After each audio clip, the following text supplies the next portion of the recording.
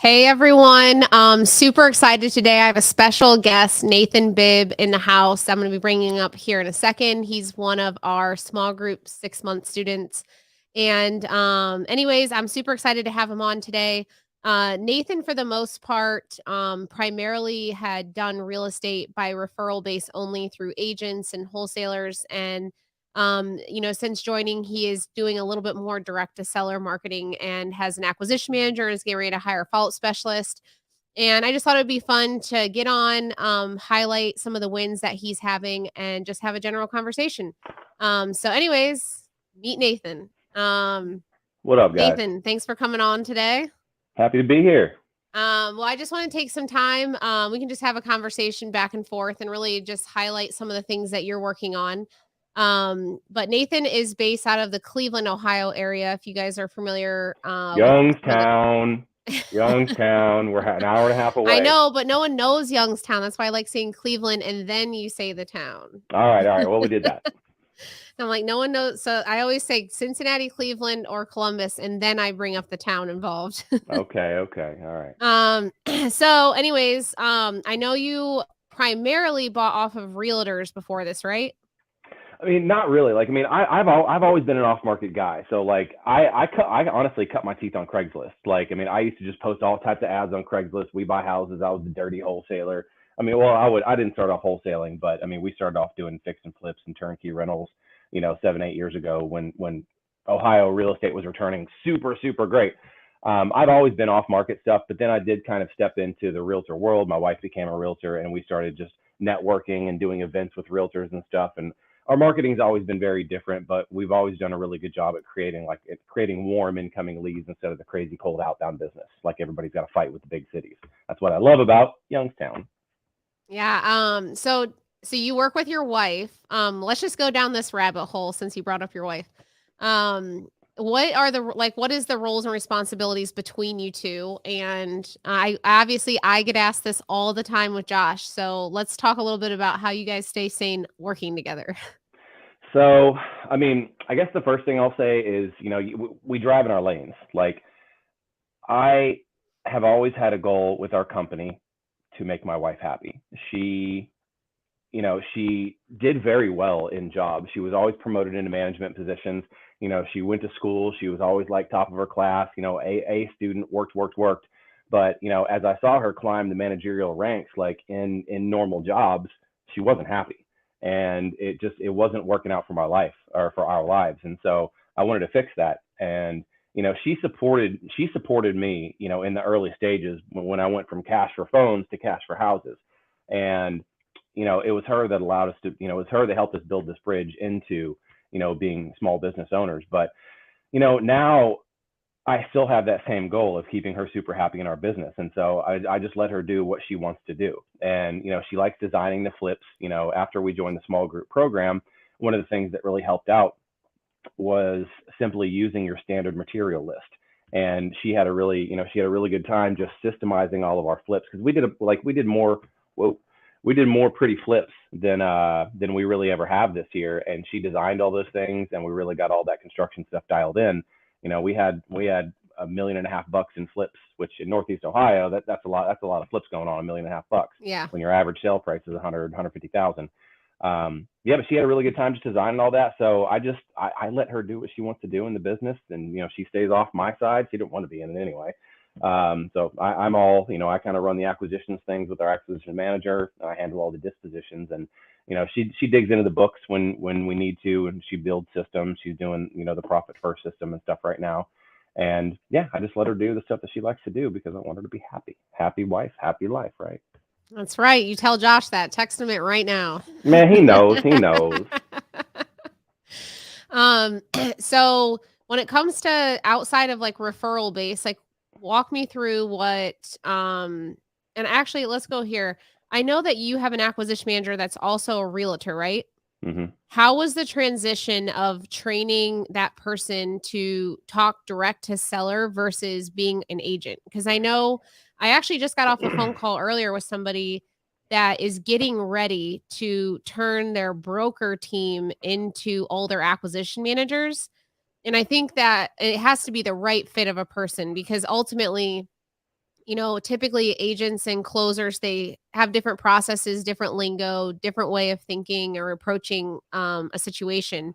But I know you've done a really good job working with your agent to turn her into an acquisition closer, correct? Yeah. So that's a really good question because it's a tough road to go down. Because it's almost like putting somebody in the Marine Corps. You got to turn them into a jarhead because you got to break everything they've ever known. They have a lot of really good information in their head, but it doesn't. I mean, it does translate into the investment side of the business, but then it also doesn't Yep. because it took me a long time to train her that listen. Your job now is not to get these people the most money they possibly can out of their property. Your job is now to solve their life problem, and that was the biggest thing. That was the biggest switch she had to make. And even like I use realtors in our business all the time, and I use realtors for our inspections because when we get a property under contract on the phone, obviously we haven't seen it, and then I send a realtor to go do the inspection because she's been doing BPOs for banks for 15 years, and so she's very good at appraising, as is real estate, because that's what she did for banks. And so she appraises this property at 115 grand. She's like, "How did you guys get it for 65?" I'm like, "Because you're not, a realtor couldn't solve this problem. These people, they don't want to deal with, with cleaning the house out. They don't want to deal with going through, anti-maze things. It's too hard." And so it took her a long time to understand and hit that flip mentally. It took a long time. I'm a very slow builder. Like joining this program has been obviously fire hose to the freaking face, but I've always been a slow builder. But I'm like the turtle that wins the race. I don't know, it comes in second, whatever I come in, but I'm happy. So it was hard to answer your question because you have to change their entire training to do something else. Yep. So, what's the population of Youngstown? I think in like I'm more of like Mahoning County, and I think the whole county is like 300,000 or something. Okay. I gotta lower this blind. It's crazy. All right, I'm good. I'm still here. Got the So, AirPods in. a lot of times I'll have people come to us that are from medium-sized cities or towns, and they don't know if it'll work because the town's not a million plus in population. And Rick, I don't know if you know Rick in the small group. He's in Macon, Georgia, which is a similar population, but he's actually crushing it because not as many people can maximize their exit strategies in some of these smaller to mid-sized cities. So you might find some flippers, you might find some wholesalers, but there's not as many people where he's located that are just fully streamlined and doing a ton of deals. So how do you feel about like the size of your town? Is that fulfilling where you guys are at? Or are you guys looking at launching another city or anything?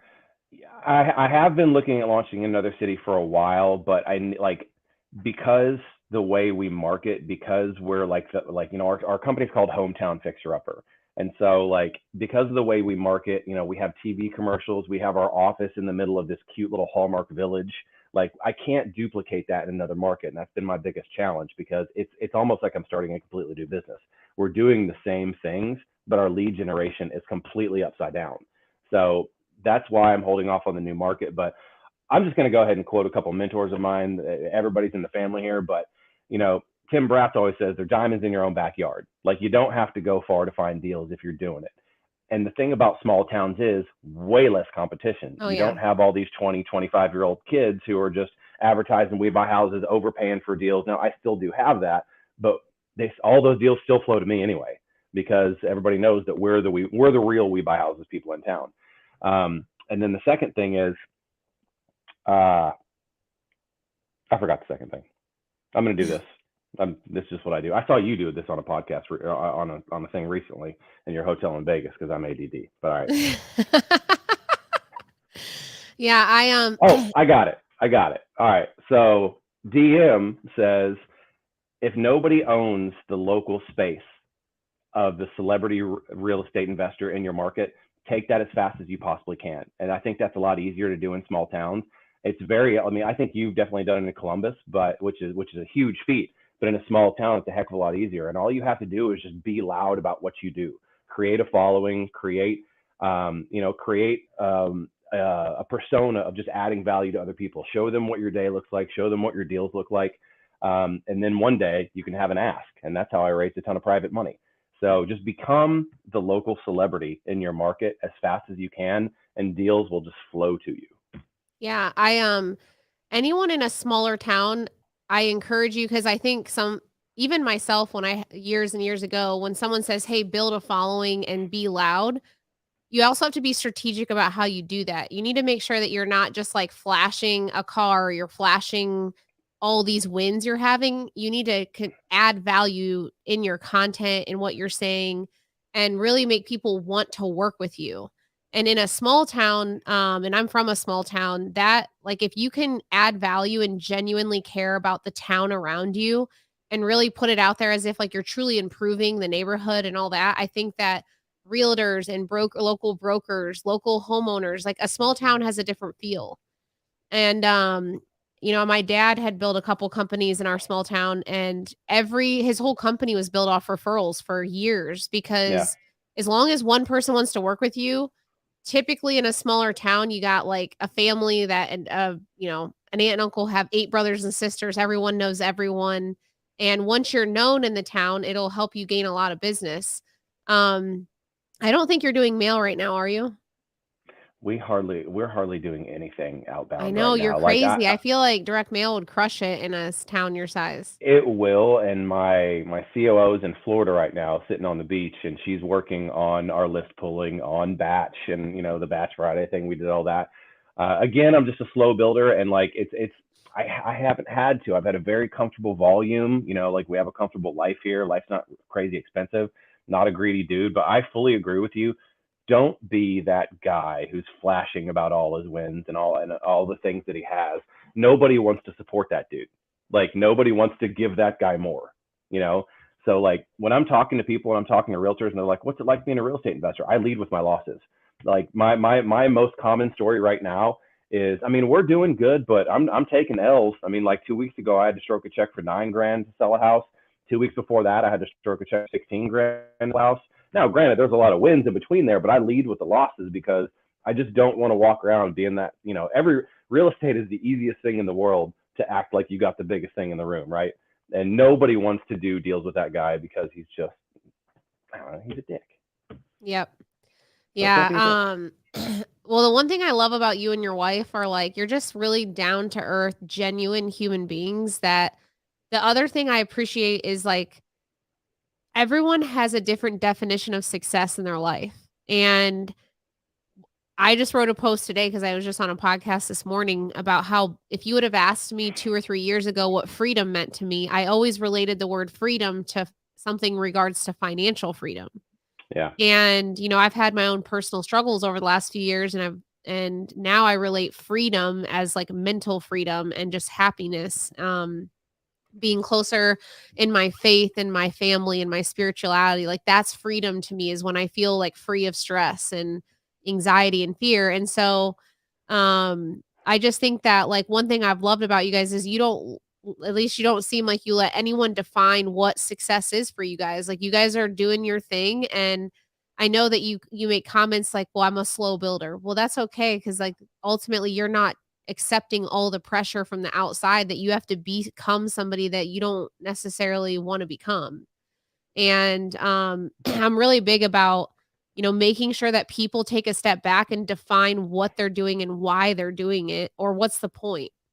Yeah. And I've just like always appreciated you guys, and you guys always keep your faith first and your friends and your family, and you guys are just super genuine. And so anyways, I love following that about you guys because I think it's rare to find just super genuine people, especially in our space. I appreciate that. Here's what freedom means to me is this week has been about the toughest week of my life. And I had to put my 13-year-old dog down that's lived with me in Hollywood and San Diego and now Ohio.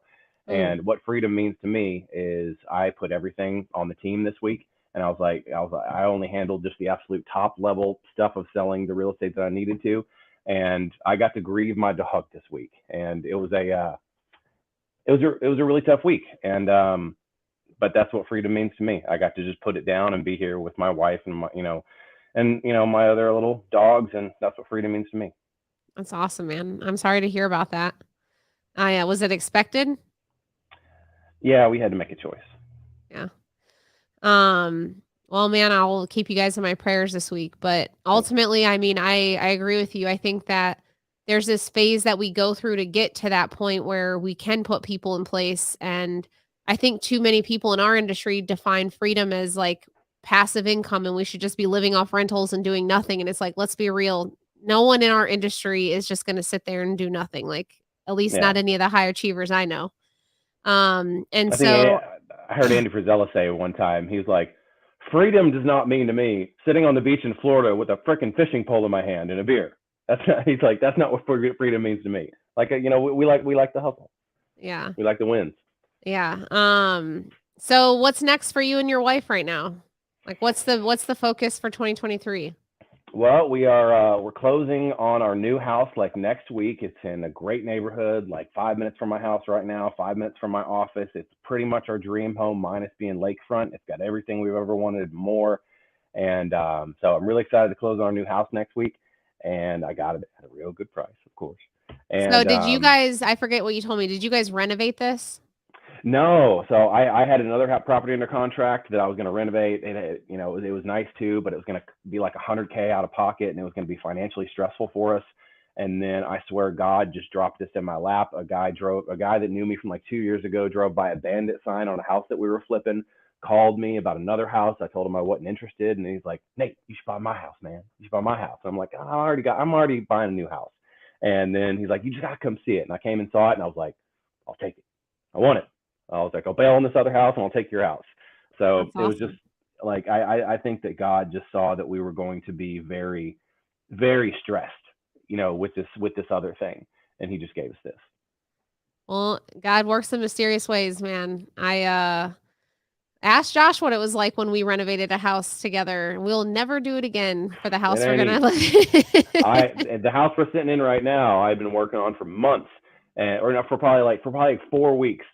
And Jackie walked in, and I was like all excited to show her that I painted everything. I did this whole house like myself, and like with one half blind dude. And I didn't know what I was doing. I pulled down a wall. I didn't even know what HVAC was at that point. I was like, I'm coming in here with a sledge. I bought this house off Craigslist. Came in here with a sledgehammer. Didn't even know what HVAC was. I stabbed it with my knife. Anyway, she came in. And she was all upset about the level of the renovation and where we were at. And she started grabbing a paintbrush. I almost got in my car and drove back to California at that moment. I understand the stress. Yeah. So when Josh and I got our first place together when we first started dating, we were like painting and just simple remodel stuff that we could do. And me and him, like, I honestly wasn't sure if we were going to get married after it because we were like fighting over whose line was like the straightest in painting and who wasn't getting Yes. paint on the trim. Yes. And Who wants to trim in this room? I know. So I was like, Josh, use fucking tape when you're painting the wall. And he's like, I don't need tape. I can trim this without tape. And then we just start fighting like every day over it. Typical dude. I don't need no tape. Yeah. So we both, and then the crazy thing is we walked away from that saying, hey, we're not going to ever rehab a home that we're going to live in again. And then I'm 9 months pregnant, 3 weeks from having a baby, buy a house. I looked at him. I'm like, you have 3 weeks or 4 weeks to renovate this whole house from top to bottom. I am not moving into it until it's renovated. I would not want you as a manager, especially pregnant. Holy smokes. I was, I'll never renovate a house that I want to move into and be 9 months pregnant at the same time. So odds are pretty good on that. So are you guys going to list the house you're living in now for sale? I think I'm going to keep it for a rental because, like, we're jumping up pretty significantly with our mortgage. And then when I'm looking at it, we got a ton of equity in this house. We've owned it for 8 years. And so obviously we got a ton of equity with the market. And so I can basically like cash flow an extra $1,200 a month on this house, which is going to be like probably the jump that we're going to increase to the new mortgage. And so now I think I'm just going to keep it as a rental. My neighbor's going to hate me, but whatever. It's my house. So, so you're moving into the new house. Like, what's the primary goal between wholesaling and flipping next year? So we turned the cruise ship quick because, in the middle of this market, I got, like I said, I got up to $1.5 million in hard money flips and, just flips and wholesales and whatever we were holding on to short term. And, then the market started tipping. So I started selling stuff off real fast. And I think I'm still sitting on like 600 grand in real estate. So we've sold most of it, but I've got some, I got some more L's coming, but we have quickly turned to wholesaling.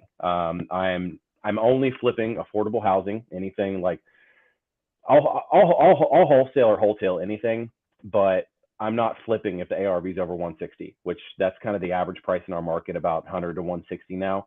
So I'm not doing nothing over 200K.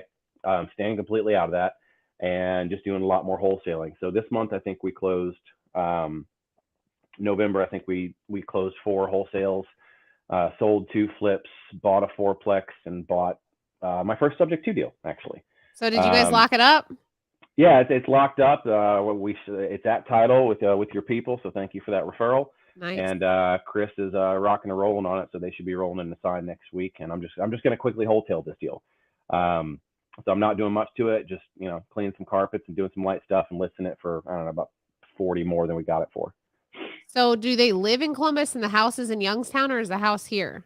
The house is in Salem, Ohio, Youngstown area. Oh yeah, whatever. yeah, you told me that. Just another kind of small tertiary town, but it was like a family member's house or something, or they moved away for work. I can't remember what the story was. I used to know all the stories on the houses. Now I don't know all the stories anymore. I like the stories, but I'm out of that part. That was always my best part. The thing I was the best at in real estate is just being there when people are going through tough situations and being able to, like, my line was always, listen, I know what you need. Get in the back seat, buckle up, shut up. I'll take you to the finish line. Like I didn't tell them to shut up, but yeah. I kind of told them to shut up.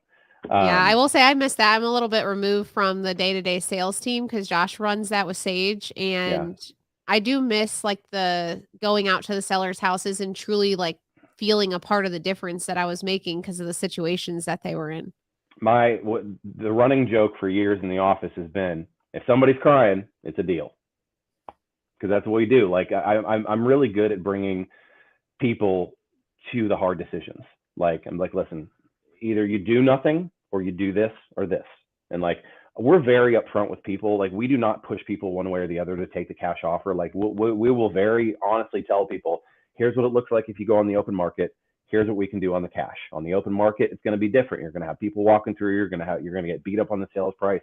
It might sit there for a while, especially in this market, but you're going to get the most money for the property. On the flip side, you're probably going to take about a 20K loss on this side, but you ain't got to do nothing except sign this paper and sign some more papers in about 3 weeks. That's it. Yeah, like, it's done. And so many people, but so many people are like, take it. I'm done with it.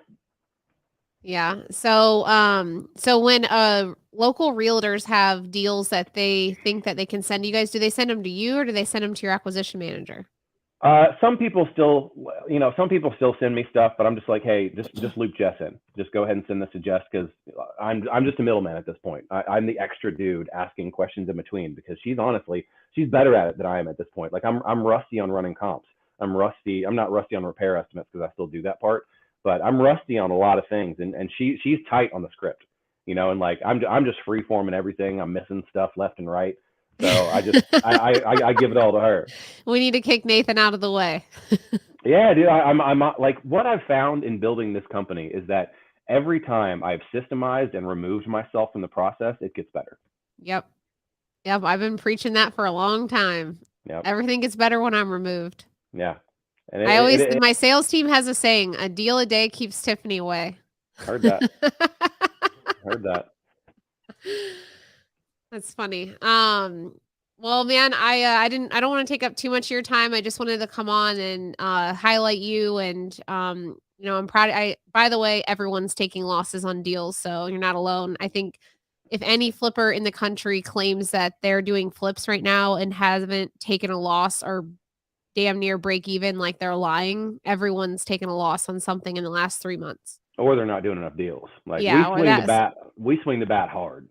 Yeah. So we're, the nice thing about being in the Midwest for us is that hopefully we don't lose too much on a deal, because as long as you stick with affordable housing, even if the market crashes 10%, I might break even to lose 10 grand versus being on the West Coast losing 100 grand a pop or something.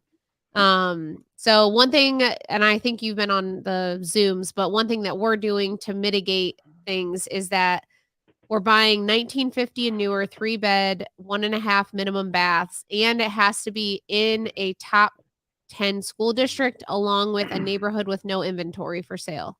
So when we go to evaluate them, if there's even one house active for more than like 3 days without going into contract, I'm not flipping in the neighborhood. And It's nice so to have as many comparables as you have to like. I've been watching Josh's videos on comparables and things, and I'm like, I have maybe 4 or 5 comparables. You guys have 30. Like that's just how Columbus has been filled. How we're not being in a smaller town.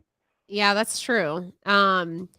Yeah, so we just like at the end of the day, it's just not worth the risk at this point. And so even when the market was shifting and we were shifting our buy box, we were still then buying in like Columbus City schools, which aren't good school system. And even if we got a great deal, they're still not moving because no one's just the demand is not there. Yeah, But if you go into a top ranked school district and you get your typical cookie cutter house, there's just not much that you can lose at this point unless some godforsaken massive tragedy happens and it drops 30% or something. But what we're doing in our comps is we're already slashing almost 10% off the average comp that we would normally make the decision on.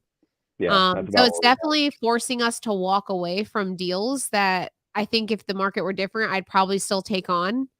But it is what it is. I would rather be conservative than put things on the line going into 2023. Yeah, So, for sure. our volume in this year was going to be around like 4 million. Next year won't be close to that, I don't think. I think the market handed us some of it, and I'm also going to walk away from deals that are on the fence. So, but yeah, I mean, I will say the clients that are in our group that are in towns your size and your price points, they're way better off than people in the big cities or the West Coast right now. Like those places are getting slammed. It's just So safe. It's safer. It's safer. It's easier. You're probably not going to do 4 million in rev, but it's easier, man. It creates a great lifestyle. yeah. So your average price point's like 150, you said 160? Yeah, I mean, well, that's. I think it used to be around 100 and 120. I think now it's even, it's probably more So it's of like like Toledo. 150.